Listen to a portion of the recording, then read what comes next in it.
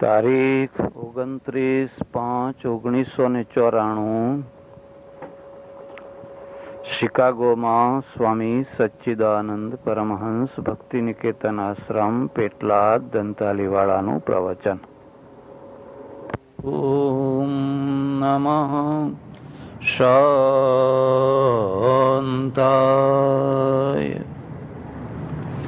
તેજસે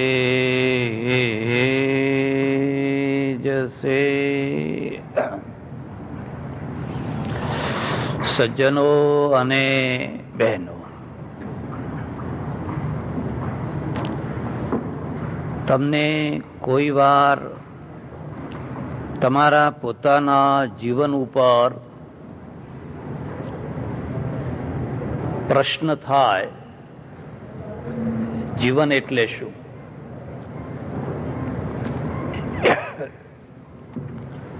જીવનની શરૂઆત ક્યાંથી થાય છે અને જીવનની સમાપ્તિ ક્યાં થાય છે? થોડું વધારે.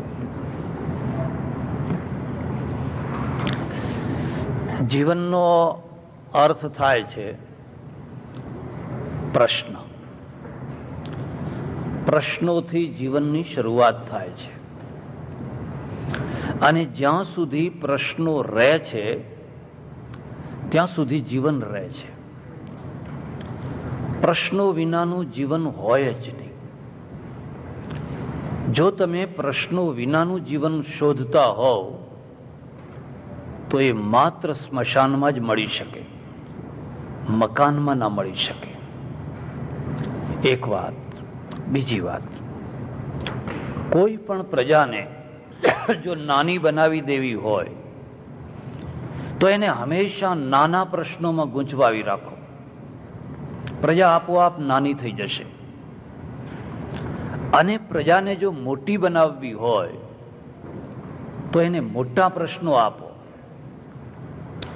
મોટા પ્રશ્નોનો અર્થ એ થાય છે કે જેને ઉકેલવામાં તમારે ઘણી શક્તિનો ખર્ચ કરવો પડે, ઘણું આયોજન કરવું પડે. એનું નામ મોટા પ્રશ્નો છે. એક માણસને પાનનો ગલ્લો ચલાવવો હોય અને એક માણસને 100 ફેક્ટરીઓ ચડાવવી હોય, એ બેયની કેપેસિટી સરખી નથી. એક માણસ પાનનો ગલ્લો પણ સરખી રીતે ચલાવી નથી શકતો, વહીવટ નથી કરી શકતો, ત્રાસી જાય છે, હારી જાય છે, કંટાળી જાય છે. અને એક માણસ 100 ફેક્ટરીઓ ચલાવીને પણ ઘસઘસાટ ઊંઘી શકે છે. માણસની કેપેસિટી છે, એને જો વધારવી હોય તો એને મોટા પ્રશ્નો એના આગળ મૂક્યા કરો. જો તમારે એની કેપેસિટીને ખતમ કરી નાખવી હોય તો એને નાના પ્રશ્નો આપી દો. નાના પ્રશ્નો ક્યાં આવતા હોય છે? સૌથી નાનામાં નાનો પ્રશ્ન શું છે? પેટનો છે. બસ એક જ પ્રશ્ન છે, પેટ કેમ કરીને ભરાય? ભિખારી મહાન કેમ નથી થઈ શકતો? એને કદી પણ પેટથી આગળનું કશું સૂઝતું જ નથી. એ સવારે ઉઠે ત્યાંથી સાંજ સુધી એની એક જ ઈચ્છા હોય કે કોઈ મને એક રોટલી આપે, કોઈ અડધી રોટલી આપે, કોઈ ભજીયું આપે, કોઈ અડધો કપ ચા પીવડાવી દે, કોઈ એકાદ બીડી પીવડાવી દે, કોઈના ઓટલા ઉપર જઈને સૂઈ જાઉં, કોઈનું ઉતરેલું કપડું મળે તો પહેરી લઉં, બસ રાત ટૂંકી કરી નાખો. ભિખારી એ રીતે કદી મહાન ના થઈ શકે, કારણ કે એના આગળ પેટથી આગળનો પ્રશ્ન જ નથી. પ્રજાને જો નાની બનાવી દેવી હોય તો તમે એને માત્ર પેટના પ્રશ્નો પૂરતી જ અટકાવી દો. અને ભારતની જે અનેક વિડંબનાઓ છે એમાંની સૌથી મોટી એક વિડંબનાનું નામ છે જીવન પ્રત્યે અતિ સંતોષ. અતિ સંતોષ. અમે બધાએ રાત દિવસ ફરી ફરીને લોકોને એક જ વાત શીખવાડી, સંતોષ કરો, સંતોષ કરો, સંતોષ કરો, જે મળ્યું એમાં સંતોષ કરો. અડધો રોટલો ખાઓ, લુખ્ખો ખાઓ, પતરામ નીચે પડ્યા રહો, એનાથી પ્રજાને બહુ મોટી શાંતિ મળી. પણ આ શાંતિ છે ને પ્રશ્નો ઉકેલનારી ના મળી. આ શાંતિના કારણે તમે દરિદ્ર બન્યા, સમૃદ્ધ ના થઈ શક્યા. સમૃદ્ધિ સાથેની શાંતિ અને દરિદ્રતા સાથેની શાંતિ આ બે અલગ અલગ વસ્તુઓ છે. સુદામા દરિદ્ર છે અને છતાંય સુદામાને શાંતિ છે. પણ સુદામા વ્યક્તિ છે, સુદામા કઈ સમાજ નથી. આખા સમાજને સુદામા ના બનાવી શકાય, આખી પ્રજાને કઈ સુદામા બનાવી શકાય. એકાદ વ્યક્તિ હોય તો આપણા માટે આભૂષણ રૂપ કહેવાય. તમારામાંથી કોઈની ઈચ્છા થાય ખરી કે ચાલો આપણે અમેરિકાના સુદામા બનીએ? કોઈની ઈચ્છા થાય ખરી? અરે લોકો લોટરી લગાડે છે, ટિકિટો ઉપર ટિકિટો લે છે, કંઈ કરતા લાગે છે, કંઈ કરતા લાગે છે, કંઈ કરતા લાગે છે. અને લાગે તો શું થાય? અચિંતાના એક સાથે 30 મિલિયન 50 મિલિયન. અને પછી શું કરશો? બસ પછી પેલાને બતાવી આપી શકે. પછી પેલાને, દરેક માણસના મનની અંદર એક વિરોધી માણસ બેઠો હોય છે, ઓછામાં ઓછો એક વિરોધી માણસ. અને વિરોધી માણસને બતાવી આપવા માટે એના અંદર જ્વાળામુખીઓ ધધકતી હોય છે. અને જ્વાળામુખી એને શાંતિથી ઊંઘવા નથી દેતી. એને લોટરી લાગે નહીં અને પેલાને કશું બતાવી ન શકે. હા, એના ઘરના પાયા ઉઘાડા થઈ જાય. એટલે ભારતમાં બે અધ્યાત્મના બે રૂપ છે, યાદ રાખવું હોય તો રાખજો. એક સમૃદ્ધિ સાથેનું અધ્યાત્મ, એક દરિદ્રતા સાથેનું અધ્યાત્મ. સમૃદ્ધિ સાથેનું જે અધ્યાત્મ છે એમાં તમે જનક રાજા બની શકો છો, તમે ભામાશા થઈ શકો છો. તમારી તિજોરીમાં લાખો રૂપિયા પડેલા છે, કરોડો રૂપિયા પડેલા છે, અને છતાં તમે અધ્યાત્મ માણસ છો. અને તિજોરીમાંથી ધર્મ નીકળે, તલવારમાંથી ધર્મ નીકળે. જ્યારે ભામા પ્રતાપના પગ થાક્યા, પ્રતાપ હારવા લાગ્યા. અને એક બીજી વાત ખાસ યાદ રાખજો, તલવાર ગમે એટલી બળવાન હોય અને કલમ પણ ગમે એટલી બળવાન હોય, પણ લક્ષ્મીના ટેકા વિના બંને અંતે થાકતા હોય છે. બંનેને અંતે થાક લાગતો હોય છે. જો એને લક્ષ્મીનો ટેકો ના મળે તો તલવાર થાકી જતી હોય છે, કલમે થાકી જાય. નર્મદની કલમ થાકી ગઈ હતી. નર્મદે કંઈક કલમ ચલાવી, કંઈક કલમ ચલાવી, કંઈક કલમ ચલાવી, એટલે વીર નર્મદ કહેવાયો. મારા આશ્રમમાં મેં એનું સ્ટેચ્યુ મૂક્યું છે. પણ જ્યારે એના ઘરમાં માત્ર 2 આના રહી ગયા, 2 આના, 2 પત્નીઓ. એક તો વિધવા વિવાહ ચાલુ કરાવવા માટે પોતે વિધવાને પરણ્યો, નાગર બ્રાહ્મણ, પોતે જ પરણીને બતાવ્યો. અને જ્યારે 2 આના રહી ગયા, હવે ખીચડી ક્યાંથી ખાવી? 1 આનાની ખીચડી લાવ્યા. લોકોએ દબાણ કર્યું, નોકરી કરો, નોકરી કરો, નોકરી કરો. એણે કહ્યું નર્મદ નોકરી નહીં કરે, નર્મદ કવિ છે. અને તમને ખબર છે, લક્ષ્મીને પતિ હોય વિષ્ણુ ભગવાન, સરસ્વતીને પતિ ન હોય. આપણું કલ્ચર કહે છે બધાને પતિ હોય, એકે એક મૂર્તિઓને જોજો, બધાને કોઈને કોઈ પતિ હોય. પણ સરસ્વતી અખંડ કુમારી, એને કોઈ પતિ ન હોય. અને ભલા થજો, સરસ્વતીને કદી પરણાવશો નહીં. એટલે એકલી બેઠેલી છે, સફેદ વસ્ત્ર પહેરીને, દુબળી પાતળી, એકલી બેઠેલી છે. અને લક્ષ્મીજી તો હૃષ્ટપુષ્ટ છે, ચરબી ઉપર ચરબી, ચરબી ઉપર ચરબી. શું કામ ના હોય? ફ્રીજની બાજુમાં જ રૂમ હોય. અને વિષ્ણુ ભગવાન તો આખો દિવસ સ્ટોર ઉપર રહેતા હોય કે મટલ ઉપર રહેતા હોય. અને એમને બિચારાને કિડની ખરાબ થઈ હોય, લીવર ખરાબ થયું હોય, ફલાણું ખરાબ થયું હોય. એટલે હવે આ ફ્રીજમાં જે હોય એ બધું લક્ષ્મીજીને જ ખાવાનું હોય. અને લક્ષ્મીજી શું કહે? કંઈ ખાતી નથી, કંઈ ખાતી નથી, ને આખો દાડો મોઢું ચાલુ હોય, પાછું આખો દિવસ ચાલુ હોય. સરસ્વતી તો દુબળી પાતળી છે. અને ભાઈ એ કુંવારી છે, એને નર્મદે કહ્યું હું નહીં નોકરી નહીં કરું. પણ નોકરી નહીં કરો તો ચાલશે કેવી રીતે? તમને દુઃખ લાગે તો માફ કરજો. મારા દેશમાં હિન્દુ પ્રજા જ્યાં ઢગલો ન કરવો જોઈએ ત્યાં પૈસાનો ઢગલો કરે છે, અને ઢગલાનો દુરુપયોગ થાય છે. એ ઢગલાનો દુરુપયોગ, ભયંકર દુરુપયોગ થાય છે. અને જ્યાં 5 રૂપિયા આપવાના છે ત્યાં 5 પૈસા નથી આપતા. એ જ સુરતની અંદર મહારાજા લાયબલ કેસ ચર્ચાયો, અને મહારાજા લાયબલ કેસનું જે પાત્ર જેણે હાહાકાર મચાવેલો, અહીં મારે માઇક ઉપર બધી ચર્ચા ના થાય, એમના ત્યાં જુઓ તો લાખો રૂપિયાનો ઢગલો, લોકો વૈષ્ણવો જઈ જઈને ઢગલો કરી આવે. અને જે સાચા ધર્મ માટે ઝઝૂમતો હતો, લડતો હતો, એને ખીચડી ખાવાનું ઠેકાણું નહીં. કોઈ વાર ઈચ્છા થાય તો આંસુ પાડી પાડીને રોજો.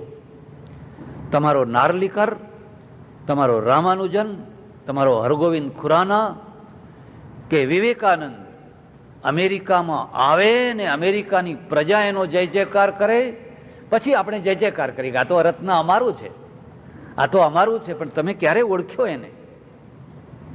ભારતના ફૂટપાથ ઉપર આજે કેટલા નાર્લીકરો ઉઘાડા પગે રખડતા હશે.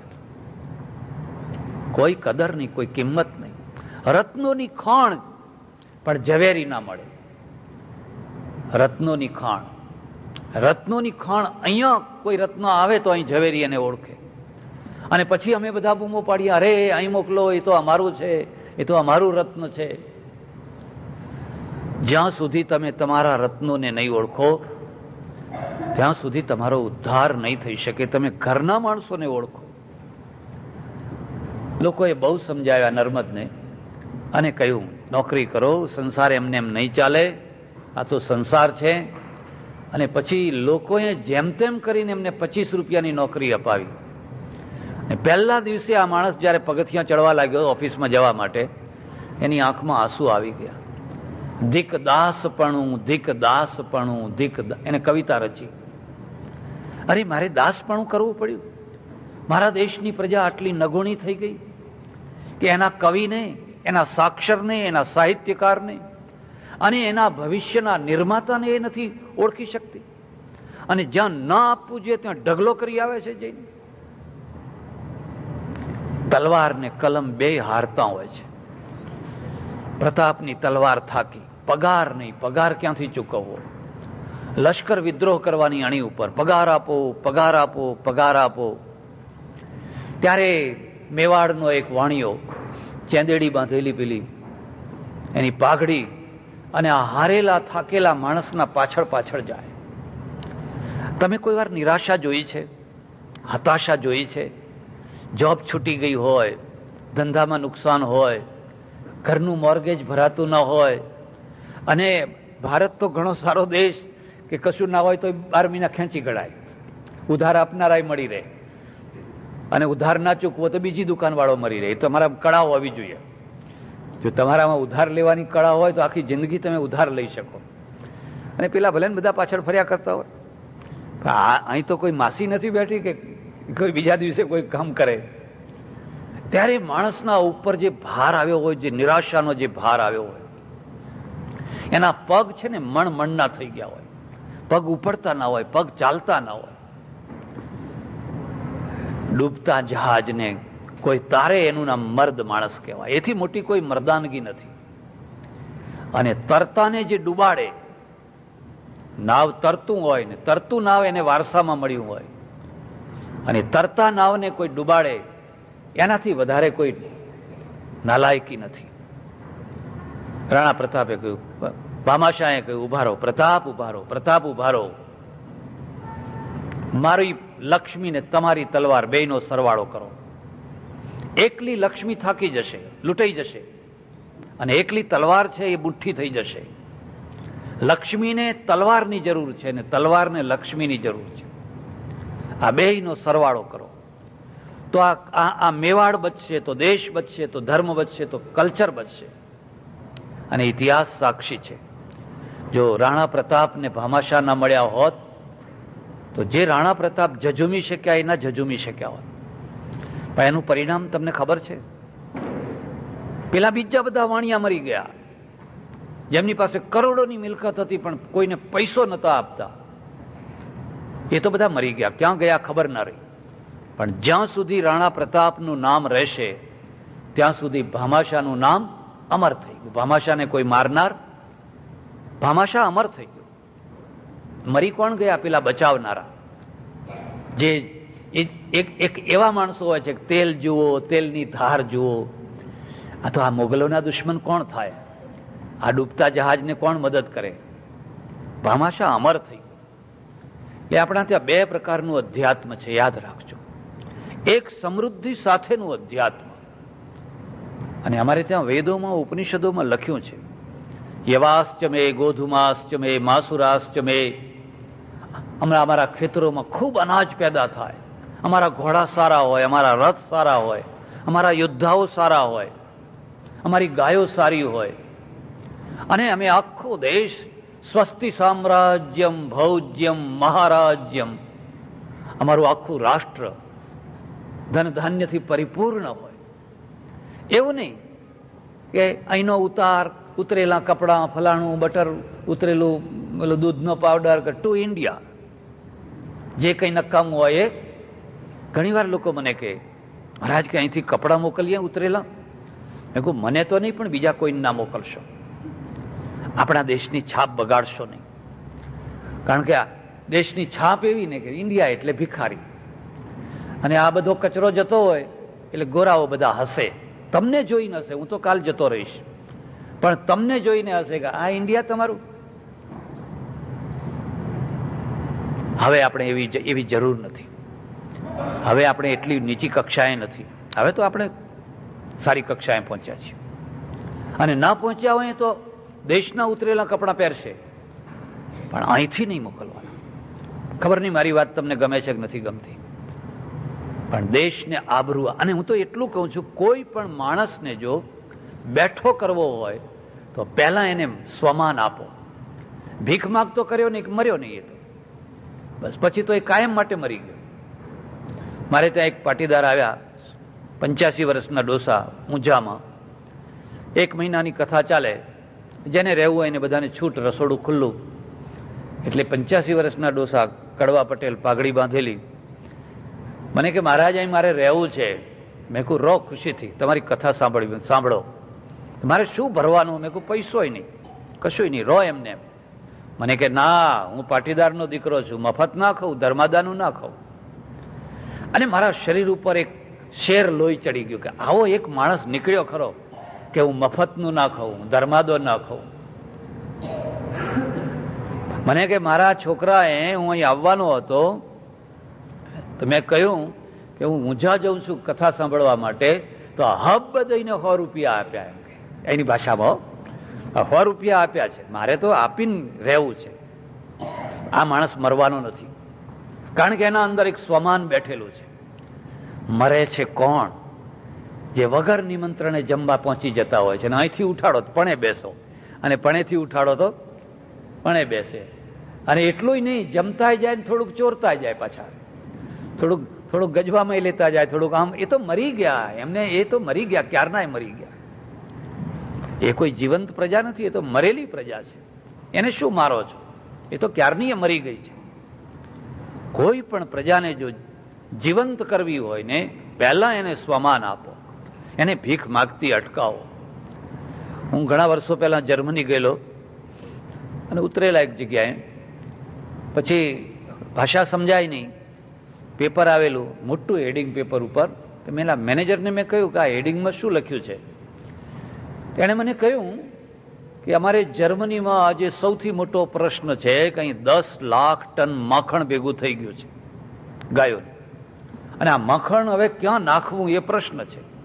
10 લાખ ટન માખણ ભેગું થઈ ગયું છે, એનું આ હેડિંગ કર્યું છે. રે મેં કહું અમે બેઠા છીએ, જ્યાં સુધી અમે છીએ ત્યાં સુધી તમારે આવા પ્રશ્નોની ચિંતા કરવાની જ ન હોય. આ મજાક છે, પણ આ વાસ્તવિકતા છે. શું આપણે આખી દુનિયા ઉપર નજર નાખ્યા કરીએ કે કોઈનું ઉતરેલું માખણ આવે, કોઈના ઉતરેલો પાવડર આવે, કોઈના ઉતરેલા કપડાં આવે, અને ગરીબ માણસો ખાઈને પહેરે ત્યાં સુધી તો ઠીક છે, પણ પૈસાદારે લઈ આવે પાછા. સુખી માણસો હોય ને એ લઈ આવે, ના હો કપડું ફિટિંગ કરાવી લઈશું, કે કાપડ બહુ સારું છે, દરજી પાસે ફિટિંગ કરાવી લેજો. આ તો માણસને મારી નાખવાના ધંધા છે. એટલે બે વાતો યાદ રાખજો. અધ્યાત્મના બે પાસા છે. એક તો સમૃદ્ધિ સાથેનું અધ્યાત્મ. તમે સ્વમાનથી જીવતા હો, કોઈને આમ હાથ કરતા હો, આમ ના કરતા હો. તમે લોકોને કહેતા હો તમારે દુષ્કાળ પડ્યો તો લઈ જજો અમારે ત્યાંથી, અમે આપશું તમને. અને એક એવું હોય કે તમે આખી જિંદગી ભર ભીખ જ માગ્યા કરો, લોકોના પાસે માગ્યા જ કરો. આ બીજું અધ્યાત્મ છે. એમાં કોઈ સુદામા હોય તો સુદામાની વાત જુદી છે. પણ હું તમને એક બીજી વાત કહીશ. સુદામા મહાન છે. સુદામા દરિદ્ર છે પણ ભિખારી નથી. સુદામાએ કદી ભીખ નથી માગી. દરિદ્ર છે. એની પત્ની એના પાછળ પડી ગઈ, દ્વારકા જાઓ, દ્વારકા જાઓ, દ્વારકા જાઓ, આ છોકરાને શું ખવડાવવું, ફલાણાને શું ખવડાવવું. અને ભારતમાં મોટા ભાગે જેટલા સંતો થયા એમની પત્નીઓ બહુ મોટી અસંતોષ એમનાથી, બહુ મોટો અસંતોષ. એનું એક જ કારણ કે આ સંતો બધા સુદામાના ભાઈ, અને પેલીને ઘર ચલાવવું હોય, અને પાછા જ્યારે જુઓ ત્યારે મહેમાન લઈને આવે. 5 માણસની રસોઈ કરજે, 2 માણસની. અરે પણ તું કંઈ મૂકે તો રસોઈ કરું, ઘરમાં કશું મૂક્યું ના હોય. અને ઓર્ડર ઉપર ઓર્ડર, જેટલા બાવા મળે એટલાને લઈ આવે, રસ્તામાં જેટલા મળે એટલાને લઈ આવે. પછી પેલાને કહે 10 માણસની રસોઈ કરજે, આટલી રસોઈ કરજે. એ કરે કેવી રીતે? એની પત્ની બહુ પાછળ પડી ગઈ. તો સુદામાએ કહ્યું કે જો હું જાણું છું તું મને કેમ મોકલે છે, હું જઈશ ખરો, માગવા નહીં જાઉં, આપવા જઈશ. તમે શું આપવાના હતા? ગમે તે, પણ હું આપવા જઈશ, માગવા નહીં જાઉં. અને ઘરમાં શું તાંદડા હતા, એ તાંદડા લઈને ગયો. પણ એના ચહેરા ઉપર એક રૌનક છે કે આપવા જઉં છું. તમે કોઈના ઘેર માગવા ગયા છો? તારે તમારો ચહેરો જોયો છે? તમારી આંખો જોઈ છે? તરત જ ચહેરો ઝાંખો પડી જાય. તમે કોઈના ઘેર આપવા ગયા છો? કોઈ સભામાં, કોઈ જગ્યાએ સારું કામ થતું હોય અને તમે જ્યારે આપવાનું બોલો છો ત્યારે તમારા ચહેરા ઉપર એક તેજ આવતું હોય છે. હું આપવા જઈશ, તાંદડા તો તાંદડા, મારી શક્તિ પ્રમાણે, પણ હું લેવા નહીં જાઉં. મારે એ બધી વાત નથી કરવી. હું તમને એટલું જ કહું છું કે કદાચ તમે કૃષ્ણ બન્યા હો અને તમારી સાથે ભણનારો આજે સુદામા થઈને દેશમાં ફરતો હોય, એક સાથે સૂતા એક સાથ રે તને સાંભળે રે, તો કૃષ્ણનો અર્થ શું છે કે જેવી ખબર પડી કે એક દુબળો પાતળો હાડકા દેખાતો એક ચિથરે હાલ બ્રાહ્મણ આવ્યો છે અને દરવાન એને આવવા નથી દેતો, રૂકમિણી ને સત્યભામા ને બધા પગ દબાવીને કોઈ પંખો નાખી રહ્યા છે, અને એટલું જ કહ્યું કે એનું નામ સુદામા છે, તે બધું પડતું મૂકીને દોટ મૂકી. ખેસ પડી ગયો, દોટ મૂકી. અરે ક્યાં દોડ્યા, ક્યાં દોડ્યા, ક્યાં દોડ્યા? અને પેલા કંકાલની સાથે ભેટી પડ્યા. સુદામા, સુદામા, સુદામા. લાવીને એને સિંહાસન ઉપર બેસાડ્યો, પોતે નીચે બેઠા. ઘણા માણસો ગરીબીથી શરમાતા હોય છે કે આ ગરીબ છે અને મારો મિત્ર છે, એવી ખબર પડશે તો હું કેવો દેખાઈશ. બીજી તો વાત જવા દો. એવું કહેવાય છે કે અમારે ઉત્તર ગુજરાતમાં એક પટેલે એના દીકરાને બહુ ભણાવ્યો, બહુ ભણાવ્યો, બહુ ભણાવ્યો, બહુ ભણાવ્યો. એને એમ થયું કે હું ભલે આખી જિંદગી હળ હાંકું, પણ મારા દીકરાને હું ખુરશી ઉપર બેસાડું. અને આ છોકરો છે ને કલેક્ટર થયો. અને પેલો બાપ તો બિચારો અભણ માણસ, પાઘડું બાઘડું બાંધે, કેડિયું પહેરે, અને એની ઓફિસમાં ગયો મળવા. તે બેઠેલો ખુરશી આગળ, પેલા કલેક્ટર સાહેબ. અને કોઈએ બીજાએ જોઈને આ કોઈ ગામડીયો માણસ બેઠેલો છે, કોણ છે? અંગ્રેજીમાં કહ્યું મારો સર્વન્ટ છે, આ તો અમારા ઘરનો સર્વન્ટ છે. ને પેલો ડોહો એટલો તો પાછો જમાનાનો ખાધેલો, એટલી તો ખબર પડી ગઈ કે આ મને સર્વન્ટ નોકર કહે છે. એટલે એને કહ્યું સર્વન્ટ નથી, એની માનો ધણી છું. એમ તું સગા બાપથી શરમાય છે? એ પાઘડી વાળો ફોટો હોય ને ઘરમાં રાખજો અને રોજ અગરબત્તી કરજો. ભલું થજો એમનું કે એમના ત્યાગથી, એમના તપથી તમે આ કક્ષાએ પહોંચ્યા. જો એમણે ત્યાગ ન કર્યો હોત, તપ ન કર્યું હોત, અને તમને જો હળમાં જોતરી દીધા હોત, તો કદાચ આજ તમારા હાથમાં કોદાળી પાવડો હોત કે ખરપડી હોત, અને એનું એ કામ તમે કરતા હોત. એ પાઘડીવાળા માણસનો ફોટો પણ ઘરમાં રાખજો.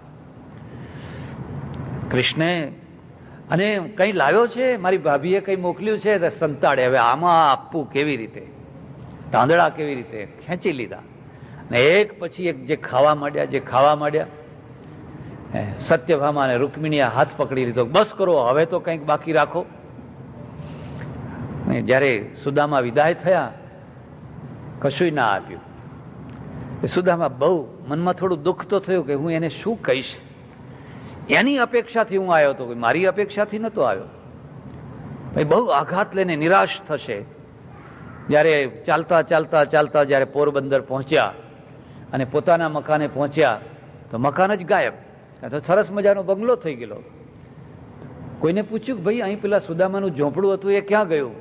કે તમને ખબર નથી? એ તો કે દ્વારકાના રાજાએ સ્પેશિયલ કડિયા અને સુથારને બધા મોકલીને આ બંગલો બાંધી આપ્યો. એટલી વારમાં તો આ બંગલો ચણાઈ ગયો. અને પેલી એની પત્ની છે ને ઉપર ઈંડોળા ખાટમાં આમ હેંચી રહી છે. અને એને હેંચતા હેંચતા જોઈ કે આ તો આવ્યા, આવો આવો આવો આવો. અને સુદામાએ ત્યાં જ પગે લાગ્યો, તને જે જોઈતું એ તને મળી ગયું, બસ હવે તું રાજી થા. અને મને જે જોઈએ છે એના માટે હું હવે અહીંથી. સુદામા વ્યક્તિ છે. દરિદ્રતા પણ શોભાસ્પદ બની જાય. ક્યારે બની જાય? કે જ્યારે દરિદ્રતામાં પણ તમે તમારા સગા માણસો કે મિત્રોની પાસે માગવા ના જાઓ ત્યારે. અને મિત્રોની શોભા ક્યારે વધી જાય, એની ખાનદાની ક્યારે વધી જાય? કે જાણે કે મારો મિત્ર દુઃખી છે અને માગી નથી શકતો, સામે ચાલીને આપી આવે. અને જમણો હાથ આપે ને ડાબાને ખબર ના પડે. નહીં તો ઢોલ નહીં વગાડવાનો, આખા ગામમાં ઢોલ નહીં વગાડવાનો. તો એ મિત્રની શોભા છે. પણ સુદામાનો સમાજ ના હોય. સુદામા તો વ્યક્તિ છે ને એકાદ વ્યક્તિ આવું હોય બરાબર છે. આખી પ્રજાનું જો નિર્માણ કરવું હોય તો તમારી પાસે બે રસ્તા. શું તમે સમૃદ્ધિની સાથે અધ્યાત્મવાદ ઈચ્છો છો કે દરિદ્રતાની સાથે? અને દરિદ્રતાની સાથે જો ઈચ્છતા હો તો એક જ રસ્તો છે, અતિ સંતોષ. અતિ સંતોષ. જ્યારે જુઓ ત્યારે બસ સંતોષ સંતોષ સંતોષ સંતોષ. અમારે ત્યાં ચાણક્ય થયા અને ચાણક્ય ઘણી સારી વાતો લખેલી છે. એમાંની એક વાત હું તમને કહું છું. સંતોષ ત્રિષુ કર્તવ્ય, સ્વદારે ભોજને ધને. 3 જગ્યાએ સંતોષ કરવાનો. 3 જગ્યાએ સંતોષ ત્રિષુ કર્તવ્ય. કઈ કઈ જગ્યાએ? પોતાની પત્નીમાં, પોતાના પતિમાં. એ જે છે એમાં સુખ મળશે. પડોશનું ખેતર ગમે એટલું સારું હોય, જો એ ખેતરમાં કોઈ મોઢું મારવા ગયા, ચરવા ગયા તો ગળામાં ડેરો પડશે, ટોકરો બાંધશે અને પેલા કયું વાડો હોય ને એમાં પુરાય. પોતાની પત્નીમાં સંતોષ કરો. તમારા ઘરમાં સુખનો અંબાર છે, સુખનો ઢગલો છે, પણ અહીંયા સંતોષ કરો. તો તમારા પતિમાં સંતોષ કરો. આ દુનિયામાં એટલું બધું લોભામણું છે, એટલું બધું લલચામણું છે, અને એક વાર તમે લાલચથી વિકલ્પ કર્યો પછી એનાથી બીજી લાલચ, એનાથી ત્રીજી લાલચ, એનાથી ચોથી લાલચ. કોઈ જગ્યાએ પૂર્ણ વિરામ નથી. જેમ પેલો સીડી ઉપર પડેલો ઘડો ધધડ ધધડ થતો થતો થતો ક્યાં જઈને અટકશે એ કહી ન શકાય. એટલે તમે તમારી પત્નીમાં, તમારા પતિમાં સંતોષ કરો. સ્વદારે ભોજને ધને. ભોજનમાં સંતોષ કરો. અને પુરુષાર્થ કર્યા પછી, ભરપૂર પુરુષાર્થ કર્યા પછી જે પરિણામ આવે એમાં સંતોષ કરો.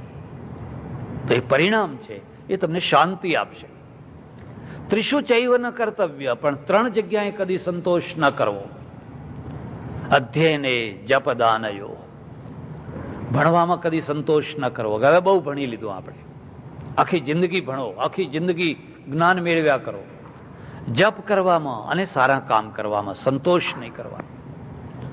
ભારતની પ્રજા છે એ દરિદ્ર કેમ થઈ? મને એક અમેરિકને કહ્યું, ભારત જાણો છો, સોનાના ઢગલા ઉપર બેઠેલો ભિખારી. જેટલું ભગવાને ભારતને આપ્યું છે કોઈને નથી આપ્યું. એટલી નદીઓ, એટલો હિમાલય, એટલી સારી ધરતી, એટલી ખાણો, એટલો દરિયો, શું નથી આપ્યું? જાપાનને શું આપ્યું છે? જ્વાળામુખી સિવાય શું આપ્યું છે? કોઈ ખાણ નહીં, કોલસો નહીં, પેટ્રોલ નહીં, લોખંડ નહીં અને ધધકતા જ્વાળામુખી. ઇઝરાયલને શું આપ્યું છે? પણ ઇઝરાયલ જુઓ આજે સમૃદ્ધ દેશ થયો. તમને ઘણું આપ્યું છે, પણ ક્યાં ભૂલ ક્યાં થઈ ગઈ? મસ્તિષ્કમાં. અને મસ્તિષ્કમાં શું ભૂલ થઈ ગઈ? એક જ ભૂલ થઈ ગઈ, પ્રજાના માઇન્ડને નાનું બનાવી દો. અતિ સંતોષ, બસ સંતોષ કરો, સંતોષ કરો, સંતોષ કરો. અને સંતોષના પરિણામે તમે દરિયા પાર ના નીકળી શક્યા. દરિયા પારનો ઇતિહાસ તો 50 વર્ષનો, બહુ બહુ તો 60-70 વર્ષનો. અને તે અંગ્રેજોના કારણે. અંગ્રેજોને જરૂર હતી એટલે આફ્રિકા લઈ ગયા, મોરિશિયસ લઈ ગયા, વેસ્ટ ઇન્ડિઝ લઈ ગયા. એમને મજૂરોની જરૂર હતી. એના પહેલા ક્યાં કોઈ નીકળ્યું? ના, કે ના જવાય, મરી જઈએ. મારે આશ્રમમાં એક છોકરો આવે, પટેલનો, ઘણી વાર આવે. મેં એને કહ્યું, અલ્યા આ હિમાલયના એવરેસ્ટ શિખર ઉપર પેલા સર કર્યું, ઉપર ચડ્યો, હે, તો તમે કોઈ ચડતા નથી, તમે કોઈ જતા નથી. આપણા તો માથા ઉપર છે, નજીક છે. આ પશ્ચિમની પ્રજા આવીને હિમાલયનું શિખર સર કરી આવી. મને કે ત્યાં શું દાટ્યું છે? એમ કે મને કે ત્યાં તો ઓક્સિજન નથી, પ્રાણવાયુ નથી. 65 માણસો મર્યા, અહીંના 65 માણસો, પણ 66મો માણસ ચડ્યો. હા, મને કે જો તમારી ઓળખાણ હોય અને એની તરેટીમાં કોઈ હોટલ બોટલ ચાલે એવી હોય તો આપણને કહેજો, ત્યાં જઈશું. એમ કે તો કરશું. આ માણસનું વર્તુળ પેટ સુધી જ છે. બસ કંઈક હોટલ કરું, મને 2 પૈસા મળે, બીજી કોઈ અપેક્ષા નહીં. પેલો કેમ ઉપર ચડે છે? જેની મુઠ્ઠીમાં અંતરિક્ષ હશે ને એની મુઠ્ઠીમાં દુનિયા હશે. પહેલા જેની મુઠ્ઠીમાં દરિયો હતો ને એની મુઠ્ઠીમાં દુનિયા હતી. જે લોકો દરિયો ડખોડતા હતા એ આખી દુનિયાને મુઠ્ઠીમાં લઈને બેઠા હતા. આટલું નાનું પોર્તુગીઝ અને ભારતના કિનારા પકડીને એવું બેઠેલું, કોઈની તાકાત નહીં કોઈ નાવડું અંદર મોકલી શકે. પોર્તુગીઝની પરમિટ જોઈએ. પોર્તુગીઝની પરમિટ વિના દરિયામાં ના જઈ શકાય. પોર્તુગીઝ 10,000 માઇલ દૂરથી આવીને ભારતનું નાક દબાવીને બેઠેલું. કારણ કે આખી દુનિયા કોની મુઠ્ઠીમાં હતી? જેની મુઠ્ઠીમાં દરિયો હતો. એના પહેલા કોની મુઠ્ઠીમાં હતી દુનિયા? જેની મુઠ્ઠીમાં ખૈબર અને બોલનના ઘાટ હતા, આ પહાડોના દર્રા હતા. બસ એની મુઠ્ઠીમાં દુનિયા હતી. આપણે એમાંનું કશું ના કર્યું. હવે કોની મુઠ્ઠીમાં દુનિયા છે? જેની મુઠ્ઠીમાં અંતરિક્ષ છે. જે ડિસ્કવરી મોકલશે, જે કોલંબિયા મોકલશે, જે અંતરિક્ષમાં પોતાનું ઝંડાઓ લહેરાવશે, એની મુઠ્ઠીમાં દુનિયા. એ દુનિયાના નકશા બદલી શકશે. પ્રજાને નાની બનાવી દો, એનું માઇન્ડ નાનું બનાવી દો, એની ઈચ્છાઓ નાની બનાવી દો, એને નાના કામમાં લગાવી દો. અને નાના કામમાં લગાવવા માટેના સૂત્રો અમે બનાવી દીધા. ચાલશે, ફાવશે, ભાવશે, ગમશે. બસ આ જીવનમાં ઉતારો, તમે સુખી સુખી થઈ ગયા. આ ઘડિયાળ છે, રોજ 10 મિનિટમાં આગળ જાય છે. એટલે હું કહું કાંઈ વાંધો નહીં, વહેલા જવા છે, એમાં શું વાંધો છે, ચાલશે. એમ માનો કે 5 મિનિટ પાછળ જાય છે, એટલે તરત જ આપણે કહીશું કઈ નહીં, ચાવી ભરતા 5 મિનિટ આગળ કરી દેવી તો ચાલશે. એમાંથી આ ઘડિયાળ ચાલતું રહ્યું. એના કારણે 50 વર્ષથી ભારતમાં એમ્બેસેડર ચાલે છે. હજુ એમ્બેસેડરને કોઈ વાંધો આવતો? 50 વર્ષ થઈ ગયા, એનો એ મોડલ ચાલે છે. અહીંની પ્રજા છે ને, એને આ ઘડિયાળ આપો અને જો 10 મિનિટ આગળ જતું હશે તો જોરથી પકડીને તોડી નાખશે, ટુકડે ટુકડા કરી નાખશે. એમાંથી શું આવશે? પરફેક્ટ ક્વોલિટી ઉત્પન્ન થશે. નહીં ચાલે ને નહીં ચાલે. એમાંથી એક પરફેક્ટ ક્વોલિટી ઉત્પન્ન થશે. મારે તો એક અડધી મિનિટ આગળ પાછળ જાય એવું ઘડિયાળ ના જોઈએ. અને આપણે તો હવે 10 મિનિટ આગળ જાય. અને મોટી મુશ્કેલી તો એ છે કે આપણે ઘડિયાળ પ્રમાણે ચાલીએ જ ક્યાં છીએ. ઘડિયાળ તો બાંધવા માટે છે, કઈ ટાઈમ માટે નથી.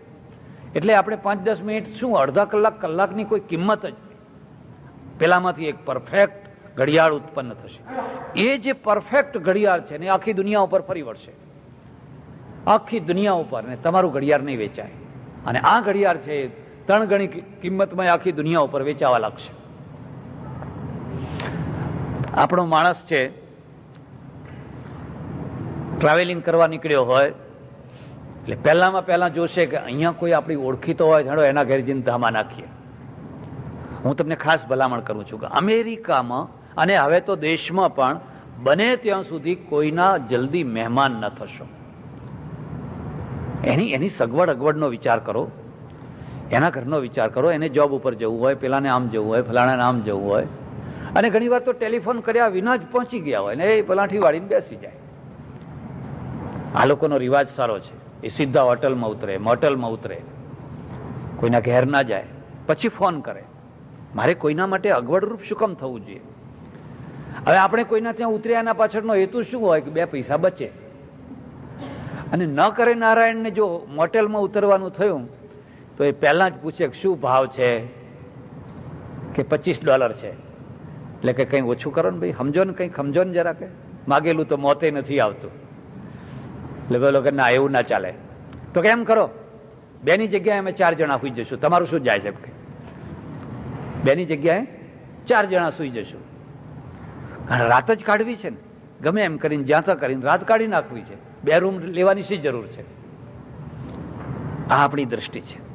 અમેરિકન જશે ને એટલે પહેલા ભાવ નહીં પૂછે, પૂછશે પલંગ કેવો છે, ટીવી કેવું છે, ફલાણું છે કે નહીં, ફલાણું છે કે નહીં, ફલાણું સ્વિમિંગ પુલ છે કે નહીં, બધું પૂછશે. અને પછી એ ભાવ પૂછીને પછી રહેશે. એને રાત ખેંચી કાઢવી નથી, એને રાત માણવી છે, એને જીવન માણવું છે. અને આપણે ખેંચી કાઢવું છે. હવે 2ના 4 હુતા તો શું, 4ના 6 હુતા તો સારું છે કે પેલો સુવા નથી દેતો. બાકી આપણે તો 10 જણા સુઈ જઈએ બધા ભેગા થઈને. એનું પરિણામ શું આવે કે આ 10 કાયમ અળસિયા રહી જાય. આ 10 છે ને કાયમના માટે તમે જોજો, અળસિયાના અળસિયા રહી જશે. અને પેલા હંમેશા 2 માણસો જ સારું જીવન જીવતા થઈ જશે. પ્રજાને ઘડવાનું આ એક રૂપ છે. તમે એને કઈ રીતે ઘડો છો? જો તમે એને સતત એકની એક વાત કયા કરી, એ બસ નશ્વર છે ને કંઈ ભેગું નથી આવવાનું, તો તમે સાધુઓ પેદા કરી શકો. ઢગલા બંધ કુંડલી જગાડનારા તમને મળે, પ્લેન બનાવનારો ના મળે. સબમેરીન લેવી હોય તો અહીં આવવું પડે, મિસાઇલ લેવું હોય તો અહીં આવવું પડે, તોપ લેવી હોય તો અહીં લાવવું પડે. હા, કુંડલી જગાડવી હોય તો જગાડી આપે. તમને કોઈ શક્તિપાત કરવો હોય તો કરી આપે, કોઈ એવી તેવી વાત કરવી હોય તો, પરલોકની વાત કરવી હોય તો કરી આપે. એનું પરિણામ શું આવ્યું? ભારતમાં એક બનાવટી અધ્યાત્મ નીકળ્યું. આને હું બનાવટી અધ્યાત્મ કહું છું. અને બનાવટી અધ્યાત્મે ભારતની પ્રજાને એક નિશામાં નાખી દીધી. એક એવા નિશામાં કે આપણે તો બસ, મને ઘણીવાર લોકો કહે, મહારાજ અમે તો સાંભળ્યું છે કે અમેરિકામાં તો કોઈને ઊંઘ જ નથી આવતી, એમ કે ગોળીઓ લઈ લઈને ઊંઘે છે. અને એનાથી બહુ લોકોને આનંદ રહે કે અરે ઊંઘ તો અહીં ભારતમાં છે, અમેરિકામાં તો કોઈને ઊંઘ જ નથી આવતી. એટલા બધા ટેન્શનમાં છે, એટલા બધા ચિંતામાં છે કે ગોળીઓ લઈ લઈને ઊંઘે છે. અને અમેરિકા વાળા શું સમજે છે? ભારતમાં કોઈને રોટલો જ નથી મળતો, ભારતમાં બધા ભૂખે જ રહે છે. મારા ઓળખીતા એક પ્રોફેસર અહીં આવેલા, પટેલ, ગણિતના પ્રોફેસર, અને મને મળ્યા યુનિવર્સિટીમાં. મને કહે 2 મહિના સુધી મારા વિદ્યાર્થીઓ, મારા બીજા બધા પ્રોફેસરો મને એક જ પ્રશ્ન પૂછે, હવે જમવાનું બરાબર મળે છે ને? હવે જમવાનું બરાબર મળે છે ને? એના મગજમાં એક જ વાત છે કે ભારતમાં કોઈને ખાવાનું મળતું. હવે આ પ્રજા ગુમરાહ છે, અને આપણી પ્રજા પણ. ઇન્ડિયાના લોકો અમેરિકાને નથી સમજતા, અને અમેરિકાના લોકો ભારતને નથી સમજતા. મેં કહ્યું ભારતમાં તો અમારા ઘરમાં 12 મહિનાના સીધા પડ્યા હોય છે. તેલ 12 મહિનાનું, ચોખા 12 મહિનાના, દાળ 12 મહિનાના, મરચા 12 મહિનાના, બધું 12 મહિનાનું ભર્યું હોય છે. એમની અઠવાડિયાના ડબલા ભેગા કર્યા હોય. અમારે તો 12 મહિના, અને 25 તોલા સોનું હોય, બેંક બેલેન્સ હોય. તમે જે ભારતને ટીવીમાં જુઓ છો એ તો બિહાર, બંગાળનું છે. અને એ બહુ નાનો વર્ગ છે. મોટો વર્ગ તો તમે જાણતા જ નથી. અમેરિકાની 25 કરોડ વસ્તી કરતા ભારતની ઊંચા લેવલની 25 કરોડની વસ્તી ઊંચું જીવન જીવે છે. ભારતમાં તો એક બહુ મોટું અમેરિકા છે. ભારતની 25 કરોડની વસ્તી ગાડી રાખે છે, અને ડ્રાઈવર છે, 2 કામવાળીઓ છે, રસોઈઓ છે. એ તો કંઈ જાતે કામ નથી કરતો. એ તો બહુ ઊંચું લેવલ જીવે છે, તમારા કરતા ઊંચું લેવલ જીવે છે. એ ઊંચા લેવલ વાળું જે ભારત છે એ તમને દેખાતું નથી. અને પેલું બંગાળ, બિહાર, ઉડીસા, એનું જે પેલું કાગળ વીણનારા છે એ તમને દેખાય છે. 2 જગ્યાએ ભૂલો થઈ રહી છે. મૂળ વાત ઉપર આવો. એટલે પ્રજાને જો તમારે નાની બનાવી દેવી હોય તો એની આવશ્યકતાઓ નાની બનાવી દો, એની ઈચ્છાઓ નાની બનાવી દો, એના પ્રશ્નો નાના બનાવી દો. અહીંયા ફ્રીવે કેમ છે? હમણાં જ એક માણસે મને વાત કરી, અને કે અહીંયા રિસર્ચ કરવામાં આવ્યું કે અમેરિકા આટલું સમૃદ્ધ શાથી થયું. મેક્સિકો ભૂંડી દશામાં, હું ગ્વાટેમાલા હમણાં ગયો, ગ્વાટેમાલામાં ભૂંડી દશા. પેરુમાં ભૂંડી દશા, અર્જેન્ટિનામાં ભૂંડી દશા, ઉરુગ્વેમાં ભૂંડી દશા. અમેરિકા આટલું સમૃદ્ધ કેમ થયું? અને રિસર્ચ વાળાએ જવાબ આપ્યો, આ ફ્રીવેના કારણે. અમેરિકાએ પહેલું ધ્યાન રોડ ઉપર આપ્યું. ગાડી ના રોકાવી જોઈએ, ગાડી ના અટકવી જોઈએ. આ માર્ગોએ અમેરિકાને સમૃદ્ધિ આપી. પછી બીજા ઘણા કારણો છે, પણ પહેલું કારણ આ છે. એકદમ ગાડીને ચાલવા દો. એ ગાડીની સાથે દેશ ગતિ કરે છે, એ ગતિની સાથે તમારી ગતિ છે, એની સાથે તમારું મગજ ગતિ કરે છે. તમે જોયું, એક છેડેથી બીજા છેડે જવું હોય, બ્રેક લગાવવાની જરૂર જ નહીં. બસ કોઈ આડું કોઈ ફાટક નહીં, કોઈ ગાય નથી આવતી, કોઈ કૂતરું નથી આવતું, કોઈ ઊંટની લારી નથી આવતી, કોઈ માણસ નથી આવતું. સડસડાટ ચલાવે રાખો ગાડી. જો આ ફ્રીવે ના બનાવ્યો હોત. અને એક પ્રશ્ન ઉભો થયો કે આટલા બધા પૈસા ખર્ચીને શું કરવા છે? કોના માટે આ બધા પૈસા ખર્ચવાના છે? તો અમેરિકા ભીખ માગતું થઈ ગયું હોત. એટલે માણસના સામે, પ્રજાના સામે 4 મોટા પ્રશ્નો છે, યાદ રાખજો. અને તમે એ માપ એ રીતે કાઢી શકો કે આ 4 પ્રશ્નોને ઉકેલી શકાયા છે. હું માનું છું કે આ કામ ધર્મનું છે. ધર્મ બધા પ્રશ્નોને ઉકેલે છે. ધર્મ એક જીવન વ્યવસ્થાનું નામ ધર્મ છે. જે વ્યવસ્થાથી તમે જીવન જીવો એનું નામ ધર્મ છે. જો એના કારણે તમારું જીવન દુઃખી થતું હોય તો એ વ્યવસ્થામાં કોઈ દોષ છે, તો એ દોષને દૂર કરવો પડે. વ્યવસ્થાનું નામ ધર્મ છે. તો 4 મોટા પ્રશ્નો છે. આ 4 પ્રશ્નોને યાદ રાખજો અને ધર્મના દ્વારા 4 પ્રશ્નોને ઉકેલવાના. સૌથી પહેલામાં પહેલો પ્રશ્ન છે, એનું નામ ધાર્મિક પ્રશ્ન છે. પછી સામાજિક પ્રશ્ન છે, પછી રાજકીય પ્રશ્ન છે, અને છેલ્લે આર્થિક પ્રશ્ન છે. 4 પ્રશ્નો ઉકેલો, તમારો જય જયકાર થઈ ગયો. ધાર્મિક પ્રશ્ન શું છે? કે ધર્મનો અર્થ છે પ્રેરણા, અને ધર્મનો અર્થ છે મોરલ. પ્રજાને એક ઊંચું જીવન જીવવાની પ્રેરણા આપવી, માણસને માણસ બનાવવો. ખોટું ન લગાડશો. પણ આ અમેરિકન પ્રજા ભલે દારૂ પીતી હોય, ભલે માંસ ખાતી હોય, ભલે નાચતી હોય, કૂદતી હોય, ગમે તે કરતી હોય, પણ લોકો એમ કે છે કે ઇન્ડિયન સ્ટોરનો ભરોસો નહીં. કે છે કે નથી કહેતા? ભાઈ કેસેટો લાવવી છે 100-200, ઇન્ડિયન સ્ટોરમાંથી લાવીએ. મેં ખબર ભરોસાવાળી કે કંઈ કહેવાય નહીં. અને અમેરિકન સ્ટોરમાંથી લાવવી હોય તો કે એમાં કોઈ દાડો ડુપ્લિકેટ ના આવે.